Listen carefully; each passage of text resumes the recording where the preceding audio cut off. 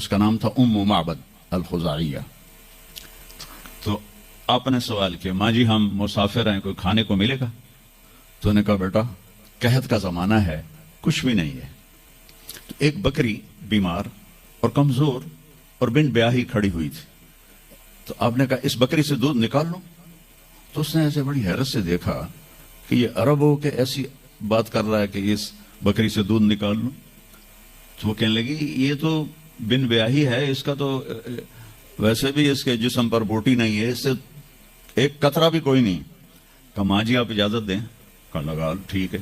تو وہ آپ کو غور سے دیکھنے لگی چونکہ انہونی بات ہو رہی تھی. آپ نے اتنا بڑا وہ تھا برتن, وہ آپ نے لیا اور اس کے تھنوں کو یوں ہاتھ لگایا تو وہ چھلک کے مشکیزے کی طرح نیچے آ گئے اور آپ نے دودھ نکالا اور وہ فل ہو گیا. آپ نے حضرت ابوبکر کو پلایا, عامر بن فہیرہ کو پلایا, عبداللہ بن اریقت جو آپ کے راہبر تھے, آخر میں آپ نے خود پیا, پھر دوبارہ نیچے بیٹھے اس کے اور پھر نکال کے پورا وہ جگ بھر کے رکھ کے دے آئے.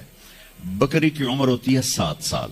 7 سال تک یا ذبح ہو جائے یا وہ از خود مر جائے گی. بہت کم ہوتا ہے کہ کوئی بکری 7 سے 8 سال ہو جائے. یہ اس بکری کو میرے نبی کے ہاتھ لگے تھے. یہ بکری 22 برس زندہ رہی, 22 برس, اور اس کو ذبح نہیں کیا گیا, یہ مر گئی, خود ہی مر گئی, وہ نبی کے ہاتھوں کی برکت. شام کو اس کا خامد آیا ابو معبد, انہوں نے کہا یہ دودھ کہاں سے؟ تو معبد کہنے لگی اس بکری سے. پاگل ہو گئی ہیں, یہ بکری دودھ دے سکتی ہے؟ اس نے کہا میں بھی یہ سمجھائی نہیں دین دی پر کوئی جادوگر آیا ہے, وہ ہاتھاں دی کرامت آئی ہے, جگ بھریا پیا. کہنے لگا ان عتیلی, مجھے اس کی صورت بتاؤ وہ کیسا تھا. مجھے لگتا ہے یہ وہ قریشی ہے جس کی خبر مشہور ہو گئی ہے کہ وہ مکہ چھوڑ کے مدینے جا رہا ہے. تو اب وہ بولی, ترجمہ بعد میں کروں گا, اب الفاظ کا ردم اور اس میں جو موسیقی ہے اس کو آپ تھوڑا محسوس کیجئے گا. رأیت رجلا ظاہر الوضاء ابلج الوجه حسن الخلق لم تعبه ثجلة لم تزری به سعلة وسیم قسیم في عینیه دعج في اشفاره وطف في صوته سحل في لحيته كثافة في عنقه سطع اذا تکلم علاه البهاء واذا سکت علاه الوقار من انفسکم. میں نے ایک شخص دیکھا, مجھے یوں لگا جیسے 14ویں کا چاند ہی کپڑے پہن کے زمین پہ آ گیا ہے, ایسا دیکھا. خوبصورت حسن اس کا غلام تھا. لم تعبه ثجلہ, پیٹ نہیں نکلا ہوا تھا. لم تزری به سعلہ, اور دبلا پتلا نہیں تھا کہ بے روب ہو جائے, اور پیٹ نہیں نکلا ہوا تھا کہ بدصورت ہو جائے. پیٹ کو بچا کے رکھا کرو, خاص طور پہ یہ جو پڑھانے والے ہیں نا, یہ پیٹ نکال کے پڑھا رہے ہوں تو بڑا برا لگے گا. اور ایسے یہ خاص طور پر یہ عورتوں کا پیٹ باہر نکل آئے تو اور ہی بھدا نظر آتا ہے. وہ کئی بیچارے ایسے ہوتے ہیں, آپ سجے پاسے ہوتے ہیں پیٹ کھبے پاسے ہوتے, جب وہ ہنستے ہیں تو وہ ادھر سے آواز کم آتی اور پیٹ سے زیادہ آتی, در در در در در در در در در کر رہے ہوتے.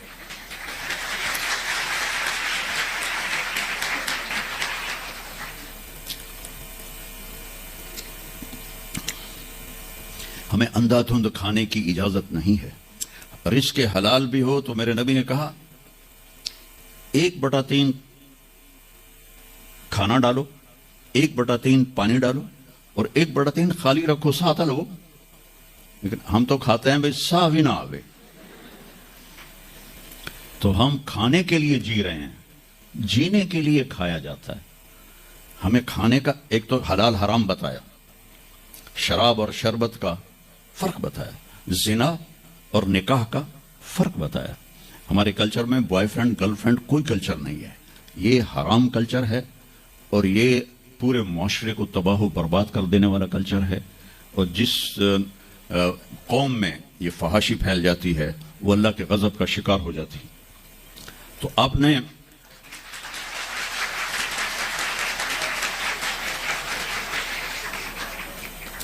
تو ہمارے نبی نے ہمیں ایک کھانے کی چیزیں بتائیں, پھر اس کا طریقہ بتایا کہ اتنا کھاؤ اتنا چھوڑ دو تو بیمار نہیں ہوگے، موت آئے گی بیمار نہیں ہوگے۔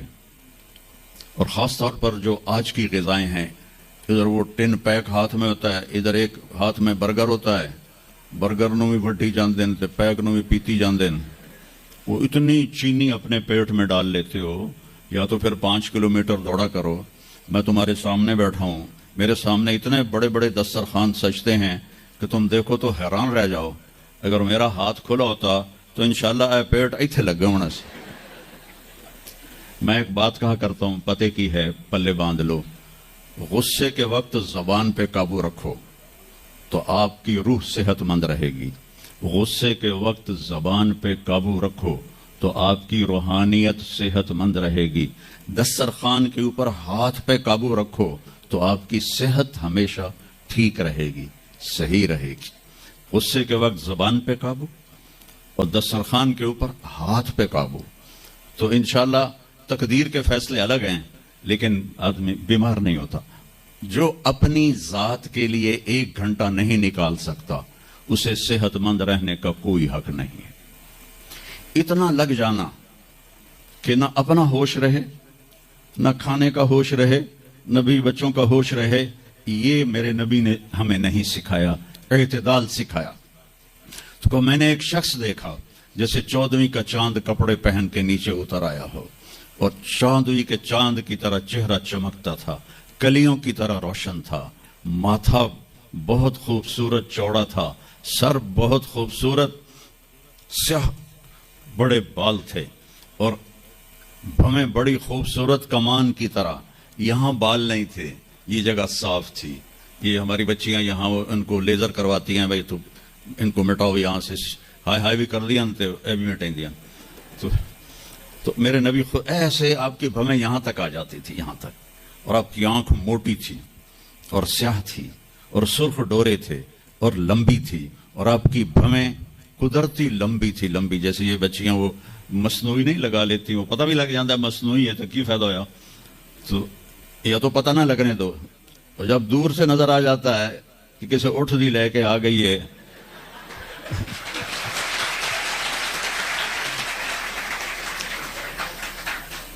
اونٹ کی بھویں بڑی موٹی ہوتی ہیں اور ڈبل ہوتی ہیں، ڈبل، تو اس لیے میں نے کہا جو کیسے اٹھ دی لے کے آ گئی ہیں۔ اور خوبصورت داڑھی تھی، لمبی گردن سراہی دار تھی۔ ایک اور حدیث ساتھ میں لا لوں، سوا البطن و صدر، سینوں اور پیٹ برابر تھا، بعید ما بین المنکبین، کندھے چوڑے تھے، عریض الصدر، سینہ بھی چوڑا تھا، طویل الزندین، ہاتھ لمبے تھے، سائل الاطراف، انگلیاں سیدھی تھیں، رحب الراحہ، ہتھیلی کشادہ تھی، دقیق المسربہ، یہاں بالوں کا ایک تار چلتا تھا اور ناف پہ آ کے ختم ہو جاتا تھا، خمسان الاخمسین، آپ کے پاؤں کی یہ جگہ کافی اوپر اٹھی ہوئی تھی، یہ جگہ یہ اسے پیدل چلنے میں آسانی ہوتی ہے، مسیح القدمین، آپ کے پاؤں اس طرح چمکتے تھے جیسے تیل لگا ہوا ہو، ینبو عنہم الماء، اس کے اوپر سے پانی پھسل جاتا تھا، اور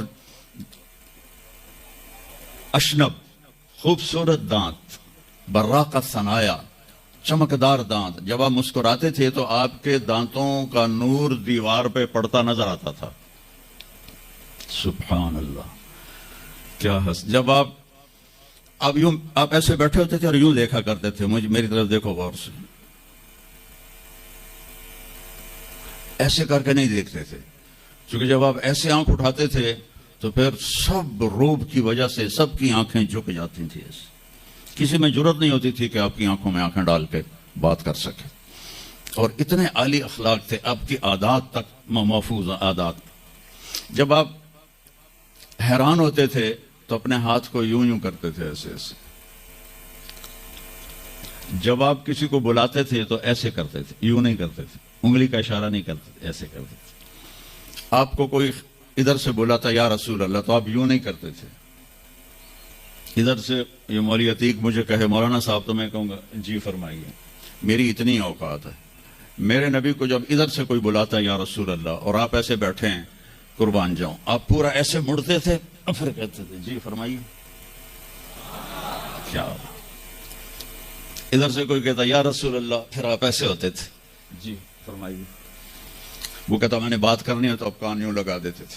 جب تک وہ بولتا رہتا تھا کبھی آپ نے نہیں کہا کہ جلدی ختم کرو میرا پیریڈ شروع ہونے والا ہے جلدی ختم کرو. جب تک وہ بولتا تھا آپ یوں کر کے بیٹھے رہتے تھے. اور جب آپ غمگین ہوتے تھے تو داڑھی پکڑ کے یوں بیٹھ جاتے تھے ایسے بیٹھے, اور تھوڑی دیر کے بعد سر پہ ہاتھ پھیرتے پھر یوں بیٹھ جاتے تھے. جب آپ خوش ہوتے تھے تو یہاں سے نور نکلتا تھا. جب آپ ناراض ہوتے تھے کسی پر تو ناراضگی کا اظہار دیکھو ذرا. فرض کرو آپ ابو ہریرہ پہ ناراض ہیں, وہ ادھر سے آ رہے ہیں, تو جب آپ کی نظر پڑتی ابو ہریرہ پر تو آپ اپنا چہرہ یوں پھیر لیتے تھے ایسے کر کے.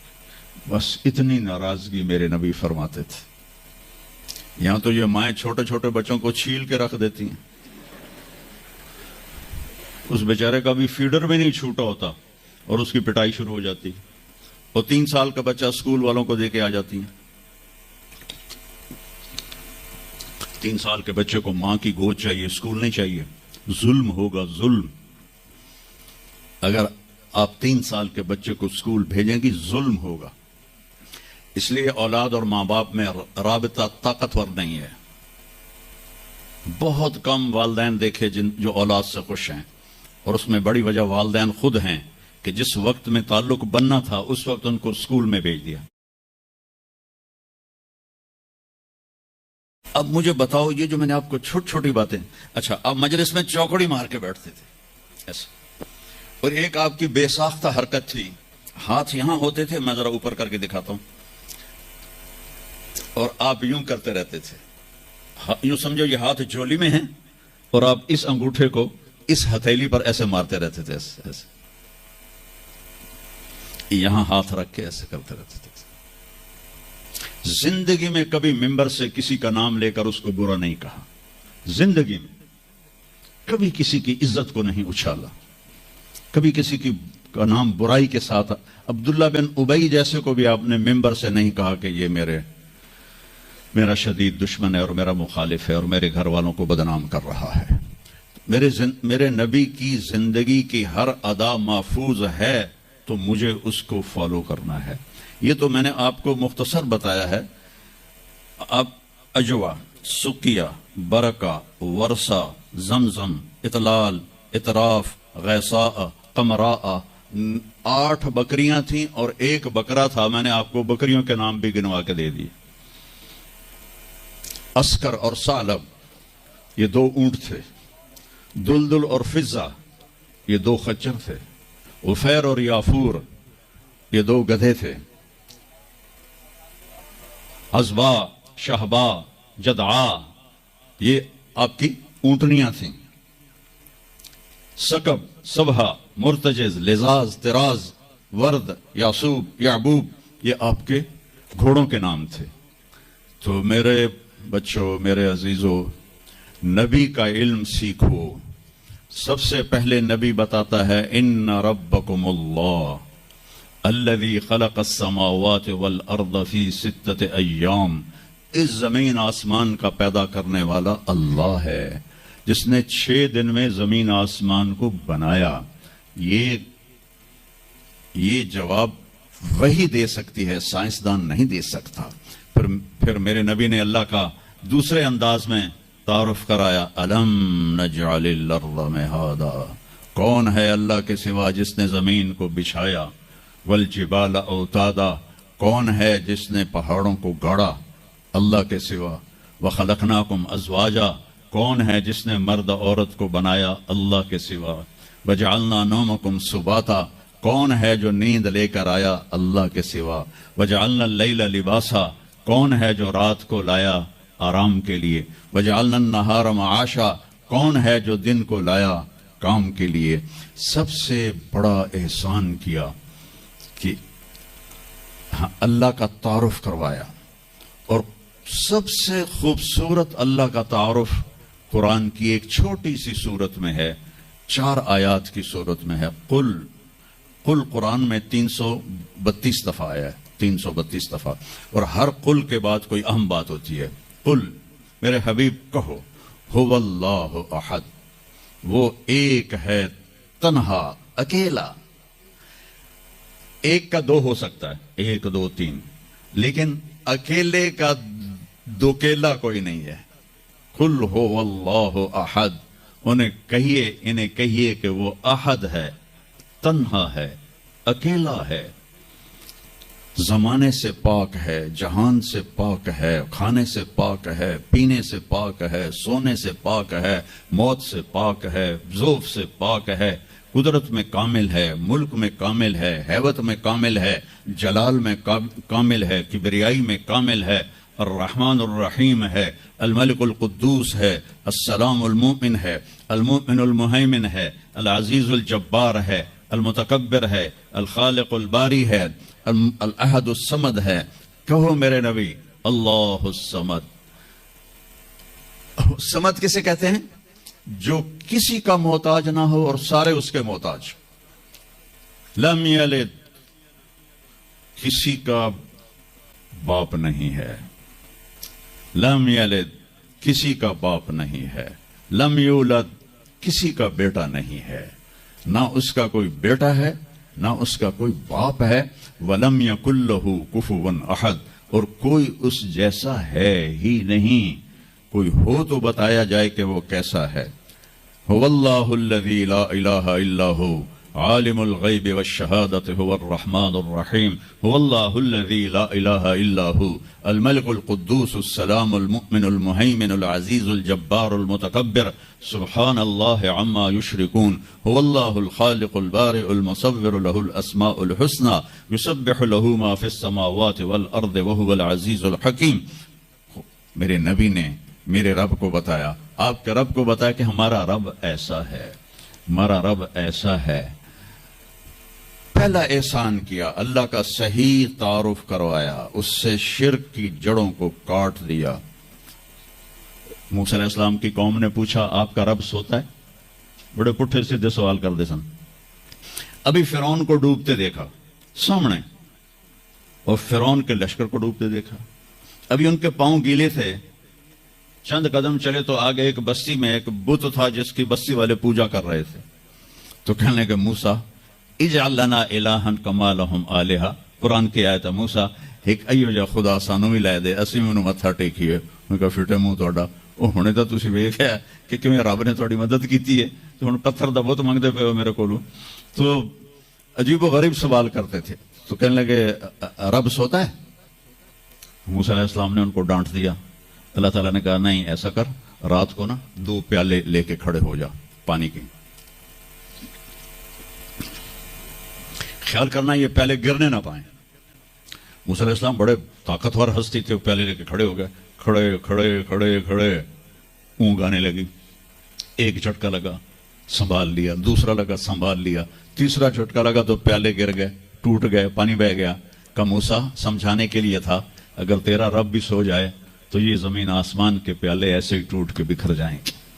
لا تأخذہ سنۃ ولا نوم، لا تأخذہ سنۃ ولا نوم.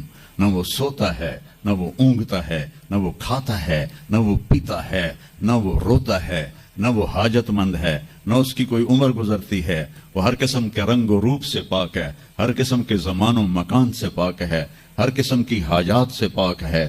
سب کو دیتا ہے، لینے سے پاک ہے. سب کو کھلاتا ہے، کھانے سے پاک ہے. سب کو مارتا ہے، مرنے سے پاک ہے. سب کو سلاتا ہے، سونے سے پاک ہے. سب پر حاوی ہے، کوئی اس پر حاوی نہیں. سب کے اوپر چھایا ہوا ہے، کوئی اس پہ چھایا ہوا نہیں. یہ ہمارے اوپر ہمارے نبی کا احسان ہے. کیونکہ مطلب کہ اس کائنات کا بنانے والا ایک اللہ ہے، ایک صمد، احد، لم یلد ولم یولد ولم یکن لہ کفوا احد.